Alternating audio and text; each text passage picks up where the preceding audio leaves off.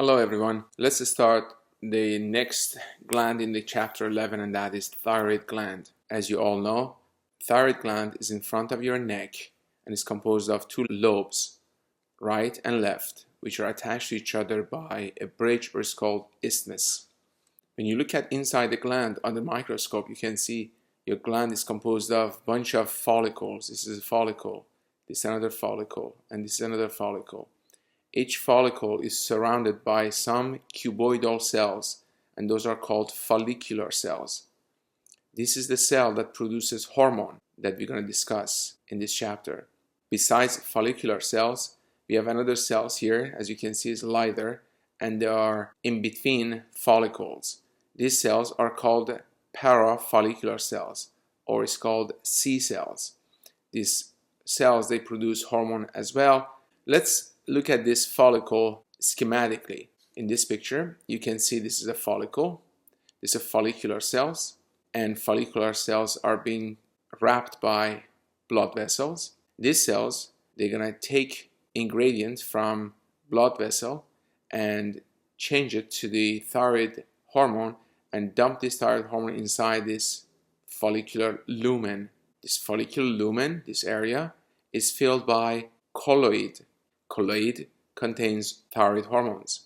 The part of this cell that facing the blood is called basal membrane, and the part of the cell that facing the follicular lumen or colloid is called apical membrane, or is called luminal membrane. So this one is a basal membrane, this one is apical, or is called luminal membrane. This is the cell. Here is supposed to be the blood. Here is supposed to be the lumen or colloid. This cell is going to take iodide from the blood and bring it inside the cell. Since inside the cell we have already a lot of iodide, this pump is going to use energy. This pump is a co-transport with sodium. It's called NIS, sodium iodide symport. The power to make this pump work comes from sodium potassium pump. You remember from the beginning of this course, we said this is called a secondary pump. The power is generated by this pump and make this pump to work. This pump, or NIS, is going to bring iodide in, and in this journey, 2 sodium also is going to get inside the cell. As soon as iodide is going to get inside the cell, iodide is going to move toward the apical membrane or toward luminal membrane, where there is a channel for iodide and iodide can get out.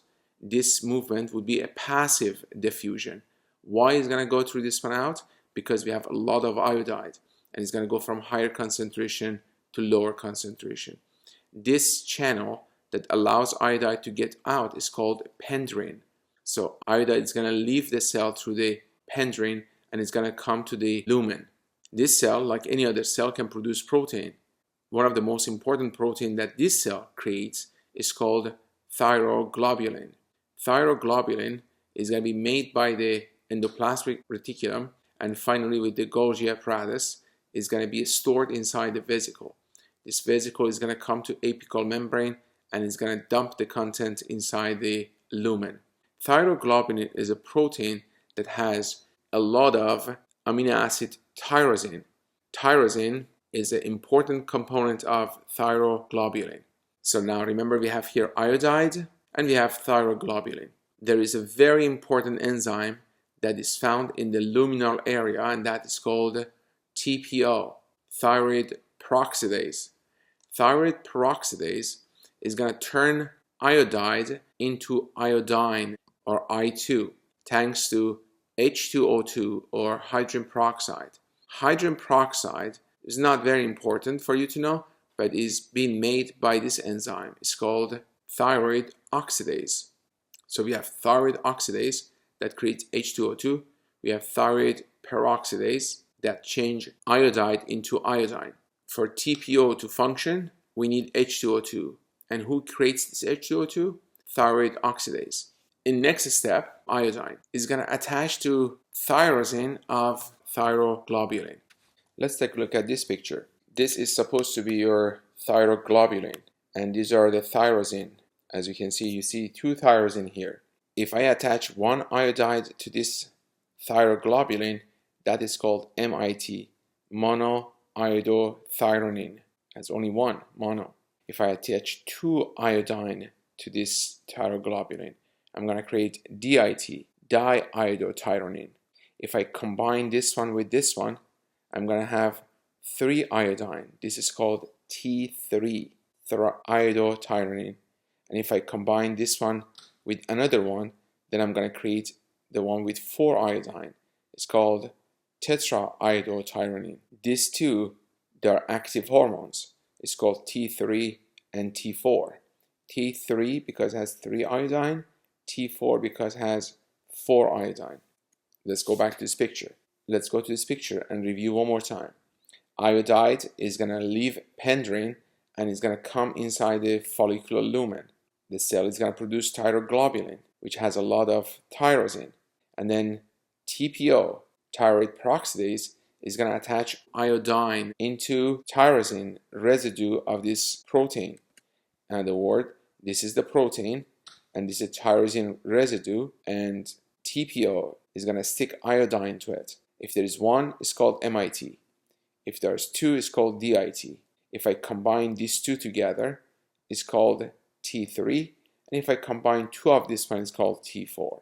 When you attach iodine to tyrosine, that is called organification. When the cell combines this one with this one, or 2 of this one together, it's called coupling. Organification and coupling also happens because of thyroid peroxidase. So therefore, I said thyroid peroxidase does 3 things. 1 is going to change iodide into iodine. 2 is going to do organification. And 3 is going to do coupling. Now, after T3, T4, or MIT or DIT is made, they're going to get stored inside this colloid, inside this follicular lumen. If the body needs hormone, the cell is going to phagocytize this thyroglobulin and it's going to bring it inside a vesicle. Now, inside the vesicle, I have thyroglobulin. Some of this thyroglobulin is in form of MIT, some in form of DIT, some in form of T3, and some in form of T4. Although majority is T4, but we have also DIT, MIT, and T3. The vesicle is going to attach to lysosome. Lysosome is going to release the enzyme and it's going to degrade this protein.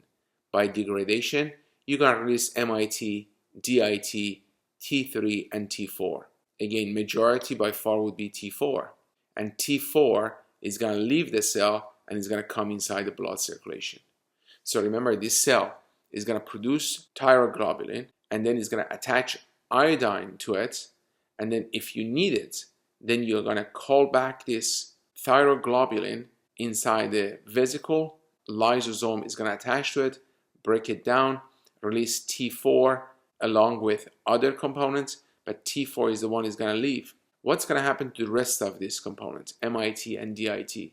Well, inside the cell, there's an enzyme, it's called ITDI, iodotyrosine deiodinase, and this iodotyrosine deiodinase is going to remove iodine, change it to iodide, and now thyroglobulin can be used again, and iodide can also be recycled. Majority of the hormone that is released from the follicular cells is T4, because making T4 is faster than making T3. Therefore, you have a lot of T4 released from the cells instead of T3.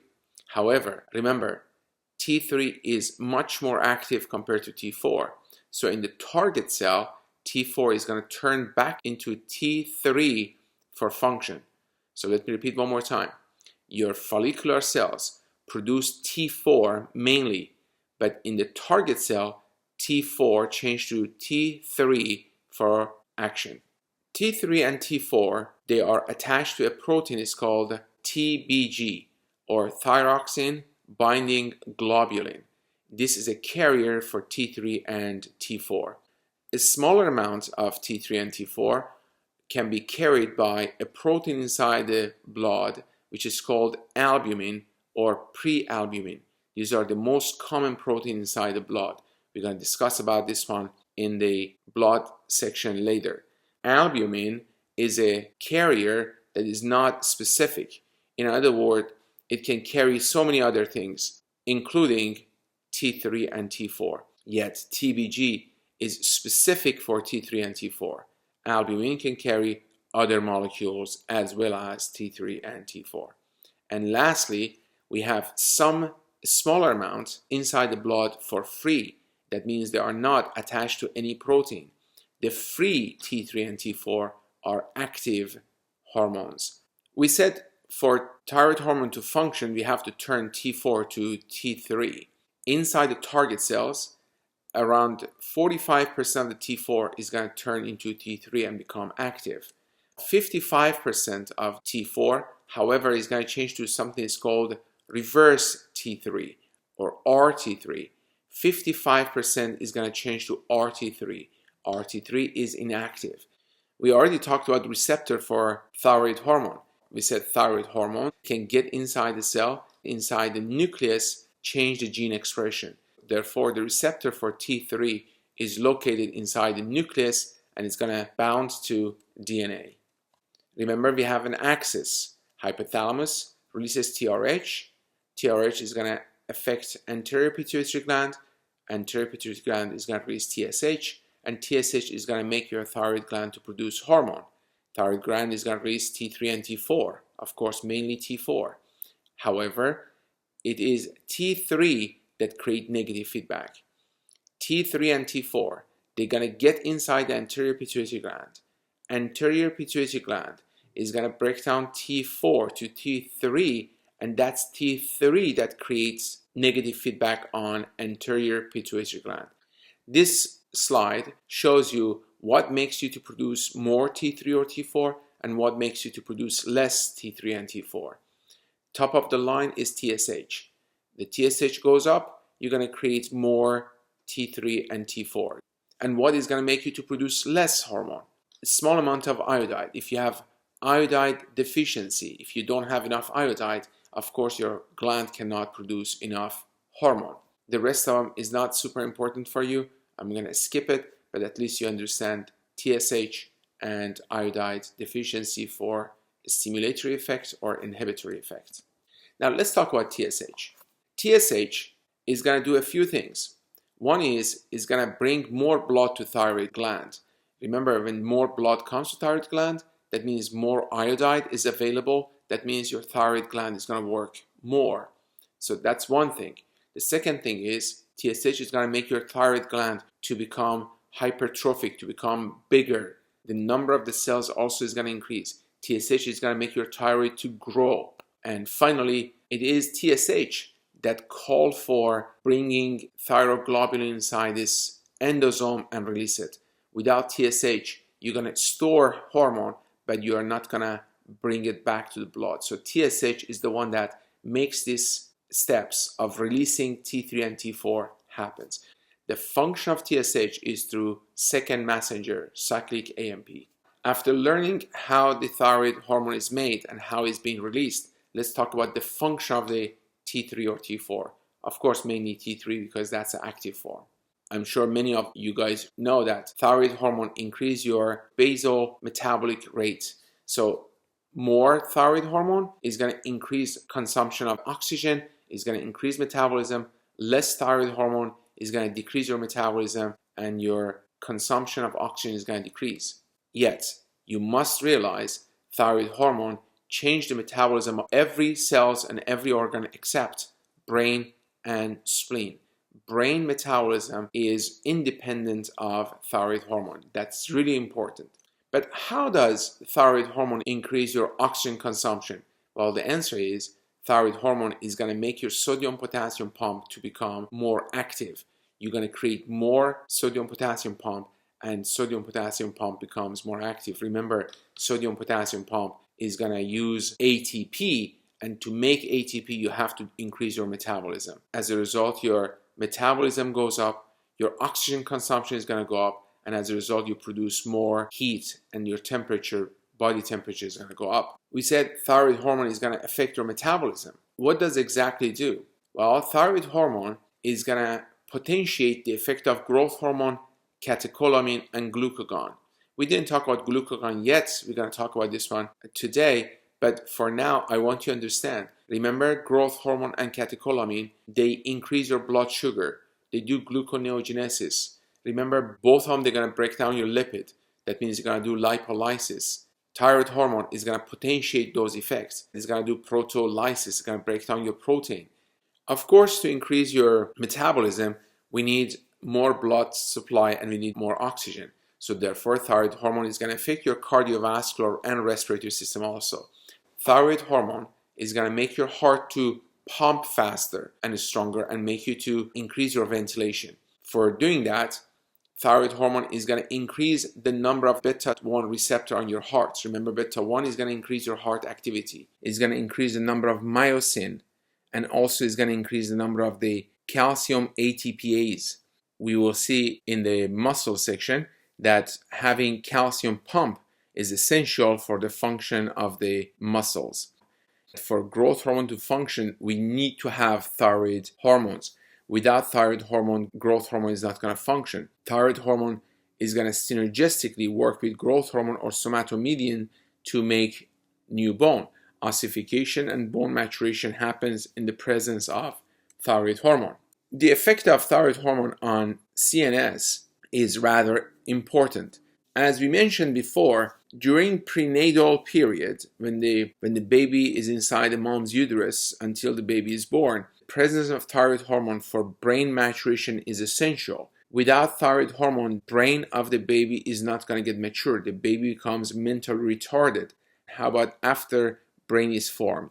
Well, in the case of adult, if you have too much thyroid hormone or too little thyroid hormone, it's going to affect your brain as well. For instance, in the case of hypothyroidism, the patient is going to have listlessness, has no interest. The movement is going to be slow, and patient is going to keep falling asleep, is going to have impaired memory, and their mental capacity is going to go down. However, in the case of hyperthyroidism, the patient is going to show hyperexcitability, hyperreflexia, and irritability. So the brain is going to get affected by too much thyroid hormone or too little thyroid hormone. This picture shows the effect of thyroid hormone in the area we just explained. As you can see, first T4 is going to change to T3 thanks to 5' iodinize. That is going to remove one iodine to create T3. T3 is going to sit on nuclear receptors. As a result, is going to make new proteins. In the cardiovascular, increase cardiac output. In the case of metabolism, increase glucose absorption, increase glycogenolysis, breaks down glycogen, increase gluconeogenesis, increase lipolysis, and increase protein degradation. In the case of basal metabolic rate, is going to increase the sodium potassium pump activity, is going to increase oxygen consumption. As a result, is going to create more heat, and your BMR is going to go up. In the case of CNS, is going to mature your CNS prenatally, and after that is going to affect your brain as well, as we explained, and also is going to make you to grow and cause bone maturation. And that is going to bring us to the end of thyroid gland. Now, before we end this one, I like to remind you that there is another cell inside the thyroid gland that's called parafollicular cells, and that parafollicular cell is going to produce a hormone that's called calcitonin that we're going to talk about in the section of parathyroid together. Now let's move on to parathyroid. Parathyroid, as you know, is behind thyroid gland. This is a thyroid gland, but you're looking from the back.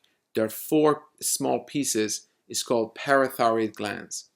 They are sitting on thyroid gland, but has nothing to do with thyroid gland. In other words, we can take them out and we can place them somewhere else.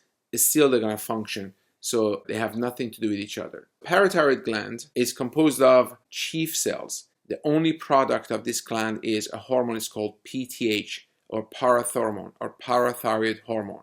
This hormone is going to increase the calcium in the blood. The only function of this hormone is making sure the calcium inside the blood is normal. There are 3 hormones that are going to deal with calcium. One is parathyroid hormone. The second one is vitamin D. And the third one is calcitonin. Among these 3, of course, parathyroid hormone is the most important one. Parathyroid hormone and vitamin D increase calcium inside the blood. Calcitonin, on the other hand, decreases calcium in the blood. Calcitonin is not a very strong or important hormone because the most important event would be keeping calcium in the blood. The main storage of calcium is in the bone.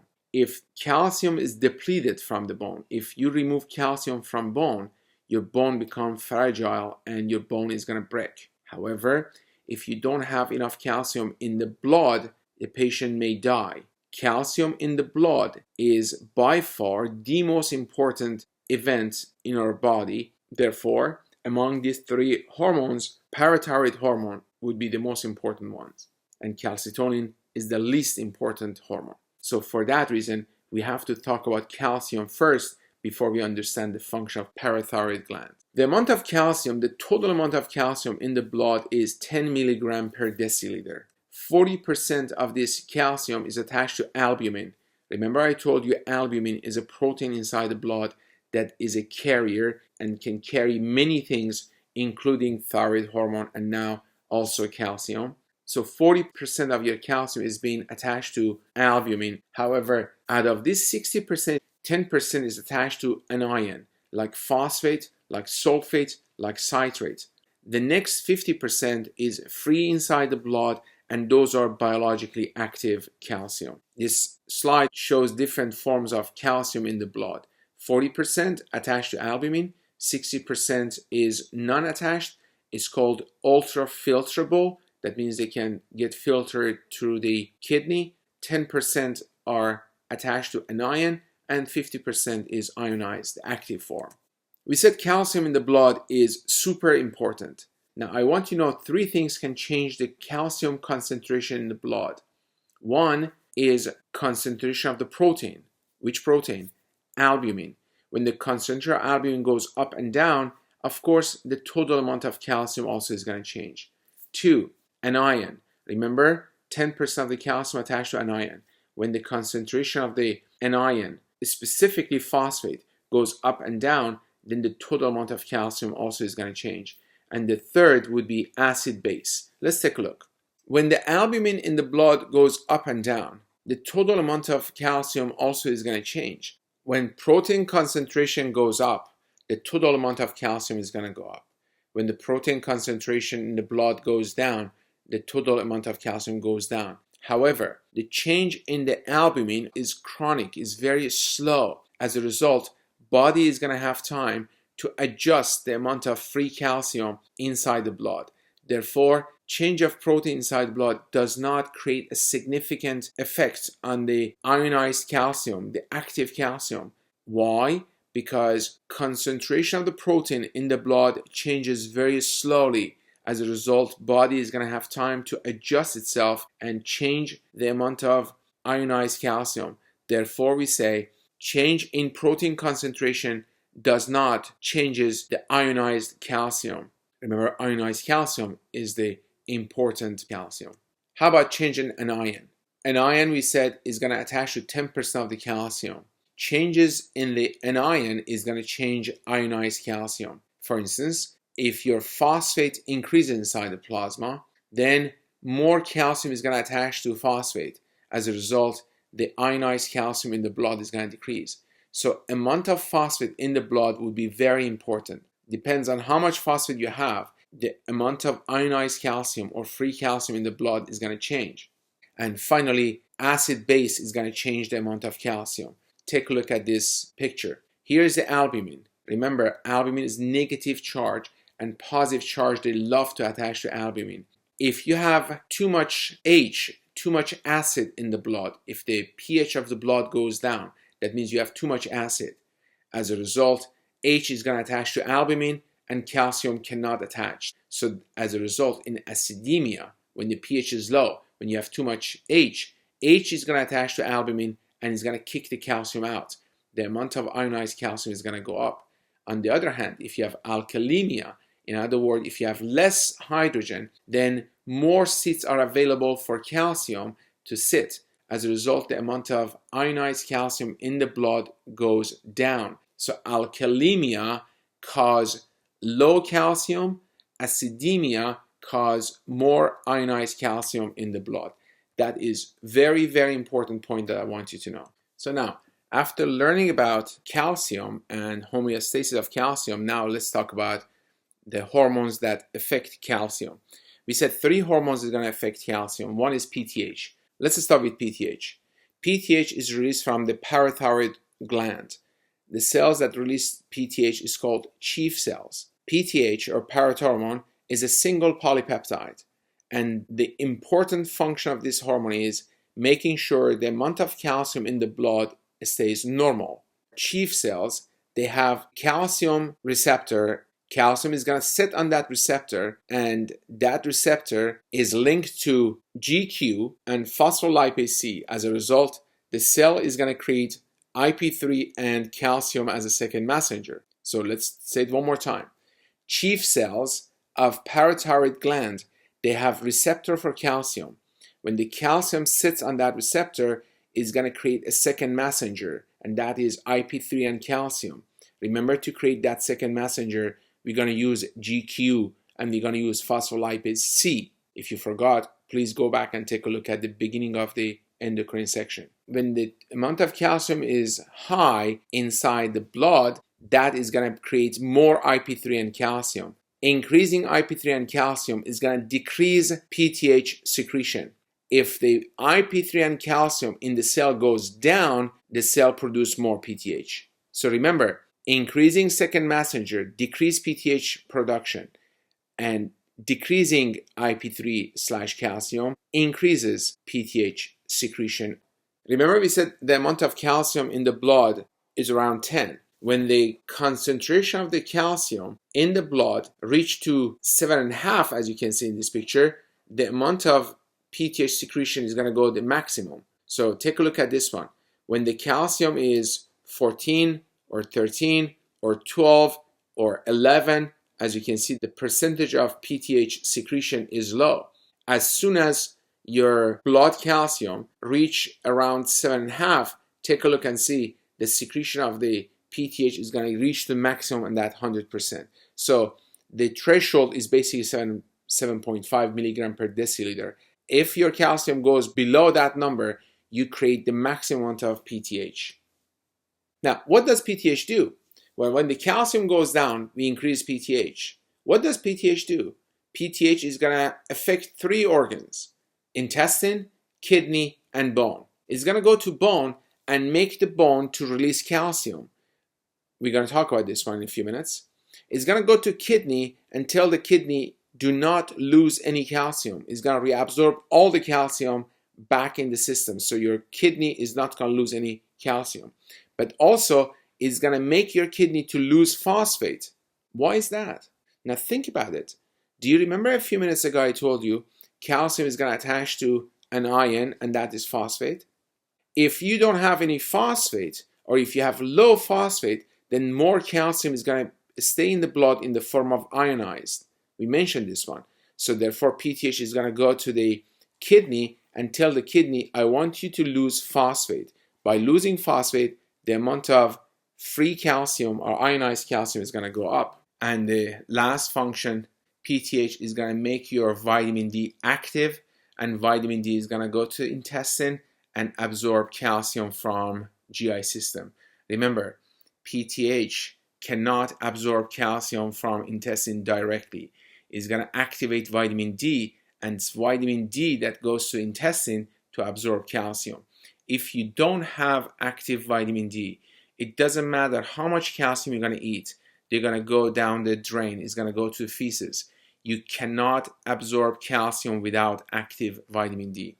Therefore, we say the action of PTH on kidney is indirect, because PTH activates vitamin D, and it's vitamin D that can absorb calcium. And as a result of all of this one, your blood calcium is going to go up. Let's take a look at the action of PTH on kidney. We said PTH has 2 actions on kidney. 1 is going to make you to lose phosphate. 2 is going to make you to absorb calcium. Do you remember this slide from the previous discussion? This is the nephron of kidney. Remember, this was the distal convoluted tubule. This one is called a proximal convoluted tubule. PTH is going to come to proximal convoluted tubule. It's going to come to this part, and it's going to tell this guy, I want to dump phosphate. So this guy is gonna lose phosphate. But then it's gonna come to this part, the distal convoluted tubule, and tell this guy, I want you to absorb calcium. I want you to keep calcium. This picture shows the effect of PTH on proximal tubule. Proximal tubule is gonna dump phosphate. Here's how it works. PTH is gonna sit on the receptor on this cell, the cells of proximal convoluted tubule, and it's going to increase cyclic AMP. And this cyclic AMP is going to activate protein kinase A, and protein kinase A is going to phosphorylate a protein inside the cell that as a result of that, this pump, this sodium phosphate pump is going to get degraded and is going to get removed. So remember, phosphorylation of a protein inside the cell is going to degrade this protein, and as a result, this pump or this protein is not going to be available anymore, so therefore phosphate cannot get inside the cell. What we just explained happened in the proximal convoluted tubule. In the distal convoluted tubule, on the other hand, PTH is going to absorb calcium. Let's take a look. Let's say this is cells in the distal convoluted tubule. Here is supposed to be the lumen that future urine is formed, and this is supposed to be the blood here. Now, PTH is going to sit on the receptor, increase cyclic AMP, activate protein kinase A, and protein kinase A is going to insert calcium channel here. As a result, calcium, instead of going inside the urine, is going to leave the urine, is going to come inside the cell, and the cell is going to dump it inside the blood. So as you can see, by the action of PTH, by increasing cyclic AMP and increasing protein kinase A, you insert calcium channel that is going to remove calcium from the urine and put it inside the blood. Now, what about the function of the PTH on bone? We said PTH is going to release calcium from bone and is going to dump it inside the blood. You have to understand bone has two different types of cells, osteoblast and osteoclast. Osteoblast is a cell that builds bone, makes bone. Osteoclast is the one that is going to cause bone resorption, is going to eat your bone, is going to degrade bone and release calcium. Interestingly enough, the receptor for PTH is an osteoblast, not osteoclast. PTH is going to sit on osteoblast. At the beginning, as an initial effect, PTH is going to make your osteoblast to work more and build more bone. However, if PTH stays high in the bone, osteoblast starts releasing a chemical that tells osteoclast to eat the bone. Let me repeat one more time. The receptor for PTH is an osteoblast. Osteoblast is a bone-making cell, is going to create new bone. However, if PTH stay high in a longer time, is going to stimulate osteoblast to release a chemical that this chemical is going to come to osteoclast and activate osteoclast. Therefore, if I give a patient a small amount of PTH intermittently, then that is going to make you to create more bone, because remember, intermittent increase in PTH stimulate osteoblast and is going to make osteoblast to create bone. However, high amount of PTH in a long time is going to activate osteoclast and is going to make you to absorb bone. That is a really important point that I want you to understand. When you absorb bone, not only you release calcium, but also you release phosphate. And phosphate is going to attach to calcium and limit the increase of calcium in the blood. Imagine if PTH is going to make your bone to release calcium, the amount of calcium in the blood is going to go very high. The release of phosphate is going to put a limit on how much calcium in the blood is going to increase. And finally, we said PTH is going to affect intestine indirectly. PTH is going to create vitamin D, and it's vitamin D that's going to go to the intestine and absorb calcium. Let's take a look. This is a form of cholesterol, 7-dehydrocholesterol. This cholesterol is inside your skin. UV light is going to hit this cholesterol and change it to cholecalciferol. Cholecalciferol is a form of vitamin D which is inactive. When you buy vitamin D from grocery store, from the Whole Food, and you take it, you're taking this cholecalciferol. So you can take cholecalciferol as a supplement, or you can stay under the sun and the UV light can make cholecalciferol from 7-dehydrocholesterol that you have in your skin. Cholecalciferol is inactive. First, it's going to go to liver, and liver is going to stick one hydroxyl group to it, create 25-hydroxy cholecalciferol. It still is inactive.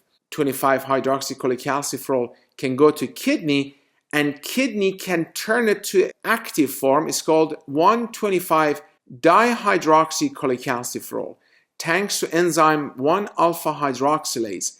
This 1-alpha hydroxylase is going to add another hydroxy group to carbon number 1, so therefore it's going to create 1,25-dihydroxy cholecalciferol.